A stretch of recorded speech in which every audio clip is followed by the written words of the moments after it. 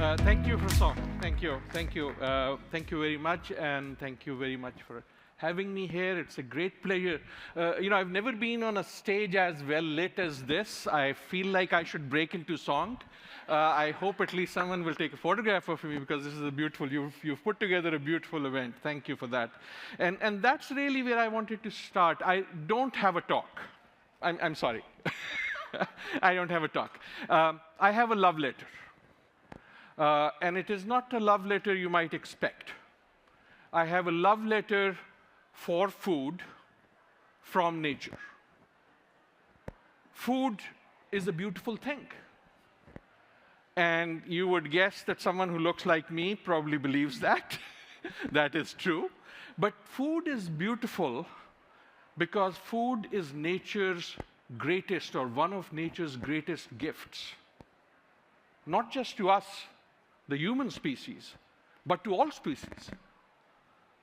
If you think about us as a species, if you think about nature as the system, and if you think about what makes us happen and makes all nature happens, food is part of that magic, just like air is, just like water is. And that is really what I wanted to talk about. Food is beautiful because nature is beautiful. Have you ever noticed that the more we moved food away from nature, the less beautiful it became? And then we needed chefs to make it beautiful again with all the sort of wonderful craftsmanship that they do. And my goal, or my very simple message is we need to bring food back to nature. We at WWF have a 2030 strategy, and one of the goals of that strategy is a just transition in the food systems.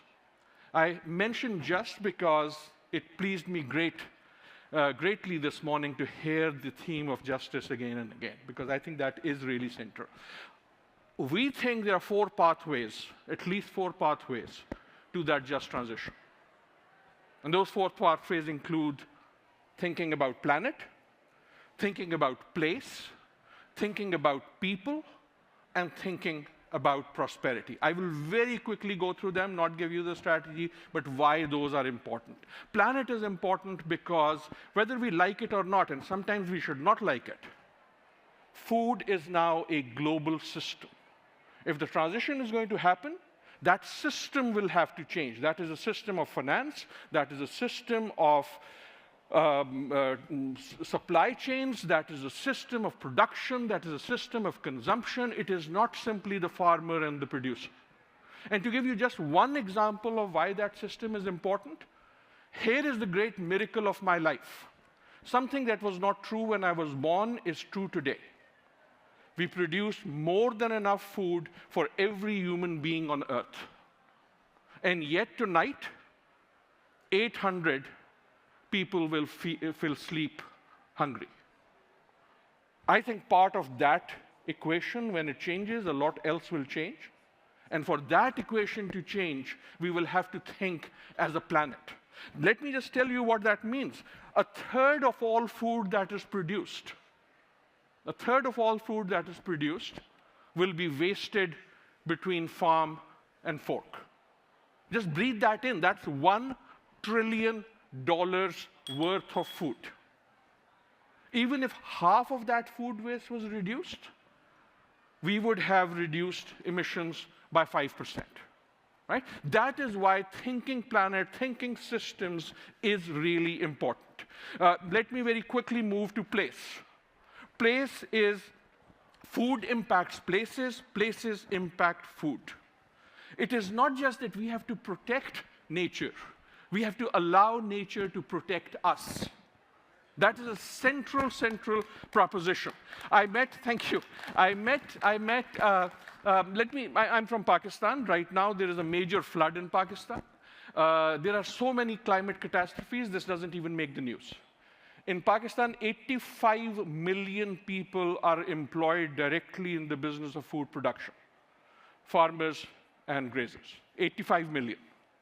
At this point, in Pakistan, 3 million acres of crops is underwater. At this point in Pakistan, that is 10% of the agricultural commodity. I met an Australian gentleman over lunch, had a wonderful conversation. He reminded me that in 2019, the floods hit Australia. Sydney, which has only 5 days of food security, people's food habits had to be changed. The point I'm trying to make is the food system will change. Either it will change because of your efforts, or nature will change it itself. When you have 10% of a major country like Pakistan's land, agricultural land underwater, crops underwater, the food system will change. Nature will make it change if we do not change it ourselves. And it will change in places. It will change in the Amazon. It will change in the Congo Basin. It will change in the Mekong Delta. It will change in Borneo, but it will change in cities. People are central to all of this. And I've already mentioned, we need to think of ourselves as a species. We need to heal our own relationship with nature. Just as we have done with food, we removed ourselves from nature as if nature was something out there that you sat on a car to go and visit. And that relationship needs to be healed. If it is to be healed, and I hope I am amongst friends, food is certainly part of nutrition, but it is not just nutrition. Food is certainly a source of emissions, but it is not just a source of emissions.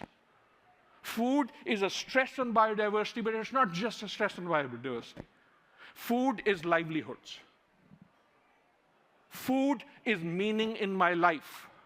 Food is what my family gathers around. Food is one of the most personal decisions I take. Food is my identity. If we are going to respect people and food, then we will have to devise pathways that recognize all these realities of what food is. Ultimately, food is in fact one of the most important links we have with nature, multiple times every day, right in front of us. And I end with the final thing, prosperity.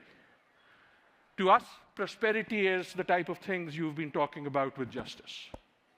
Prosperity is the right everyone has to a prosperous life. A right to dignity, a right to choice, a right to a good life. A prosperity that is ecological, a prosperity that is economical, a prosperity that is social. That, I think, is what we are talking about. Thank you very much for having me. My only message to you is, it is time we make peace with nature. Nature is not out there, nature is in here. Thank you very much.